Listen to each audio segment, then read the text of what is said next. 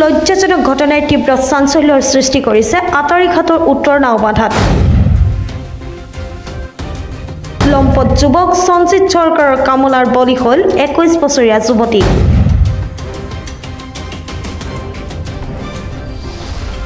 ৰাজ্যত পুনৰ লজ্জাজনক ঘটনা। এবাৰ ঘটনাৰ স্থান ভেৰগাঁৱৰ ডিমাকুছিৰ উত্তৰ নাওবান্ধা। প্ৰেমৰ জালত পেলাই বিয়া কৰোৱাৰ পলুখানেৰে আটাৰীঘাটত 21 বছৰীয়া যুৱতীৰ সৈতে অপকৰ্মত লিপ্ত বিবাহিতা পুৰুষ। ফুৰাবলৈ নি চাহ বাগিচাৰ নিৰ্জন ঠাইৰ মাজত কোনো নথকাৰ সুযোগ লৈ উপৰ্যুপৰি ধৰ্ষণ কৰে লম্পট সঞ্জিত সৰকাৰে। ডিমাকুছি আৰক্ষী থানাৰ অন্তৰ্গত খটাৰীঘাটত হৈছে সংঘটিত এই ঘটনা।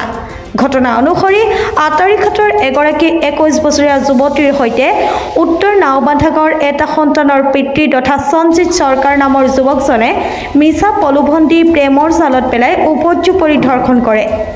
আনকি ধৰ্ষণকাৰী যুৱকে ঘটনা সম্পৰ্কে কাৰোবাক ক'লে প্ৰাণে মৰাৰ ভাবুকিও দিছিল যুৱতীগৰাকীক।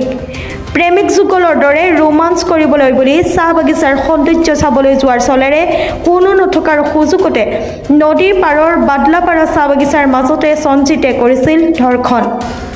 ঘটনাক লৈ সমগ্ৰ অঞ্চলতে চেপা উত্তেজনাৰ সৃষ্টি হৈছে। ধৰ্ষণ কৰিয়ে সঞ্জিতে পলায়ন কৰিছিল যদিও যুৱতীৰ এজাহাৰৰ ভিত্তিত কৰায়ত্ব কৰে। সদৌ অসম আদিবাসী ছাত্ৰ সন্থা আৰু জাতি নাৰী শক্তিৰ লগতে স্থানীয় ৰাইজে সঞ্জিত সৰকাৰক কঠোৰ শাস্তি প্ৰদান কৰি ফাঁচীৰ দাবী জনোৱাৰ লগতে ভুক্তভোগী যুৱতীক ন্যায় প্ৰদানৰ বাবে আইন প্ৰশাসনক দাবী জনায়।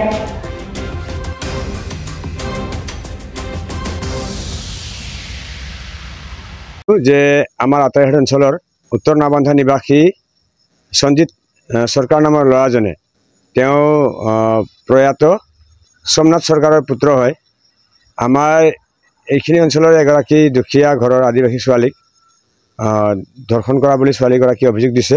ইতিমধ্যে থানাত এজাহাৰো দাখিল কৰিছে আৰু এতিয়া ল'ৰাজন বৰ্তমান পলাতক অৱস্থাত আছে।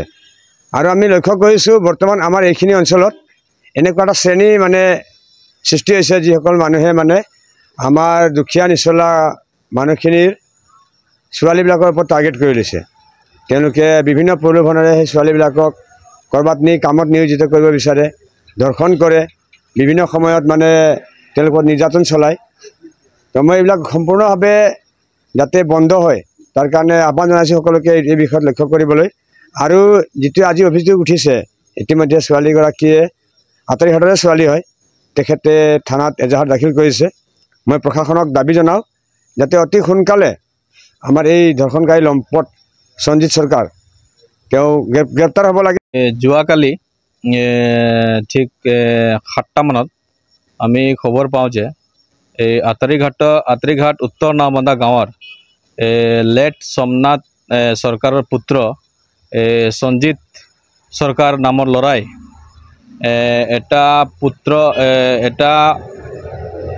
সন্তানৰ পিতৃয়ে আটাৰীঘাট অঞ্চলৰে এগৰাকী একেবাৰে দুখীয়া ঘৰৰ ছোৱালী 21 বছৰীয়া ছোৱালীজনীক সি বহুদিনৰ পৰাই নানা ধৰণৰ সি মানসিক শাৰীৰিক মেণ্টেলি টৰ্চাৰ কৰি বহুদিনৰ পৰাই আহিছে। আৰু সিহঁতে হয়তো ভাল পোৱা বুলি সিহঁতে কৈছে, ল'ৰাটো কৈ আছিল।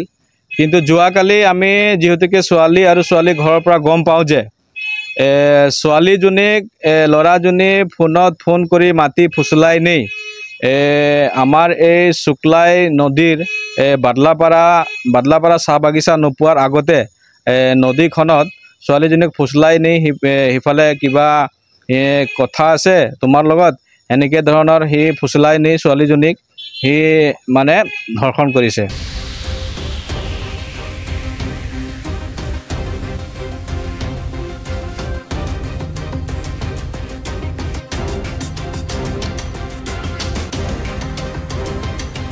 ওদালগুৰিৰ পৰা চিন্ময় ডেকা ৰিপৰ্ট, প্ৰাতঃ টাইম ডিজিটেল।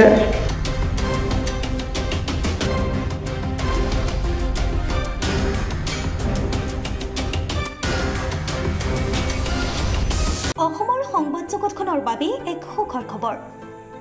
আপোচবিহীন ৰাইজৰ কণ্ঠ সাপ্তাহিক কবচ পুনৰ এবাৰ অসমৰ ৰাইজৰ মাজলৈ।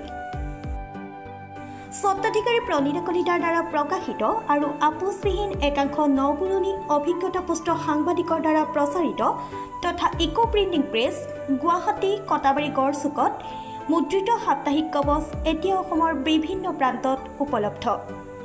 আমাৰ ঠিকনা মুখ্য কাৰ্যালয় অসম ফৰেষ্ট স্কুল হৰিমন্দিৰ পথ গুৱাহাটী আৰু উপ কাৰ্যালয় Kalita market Bijoynagar Kamrup Assam. Mobile number হৈছে 9435114666 70024728813। আমাৰ ইমেইল আইডি হৈছে kobos2025@gmail.com।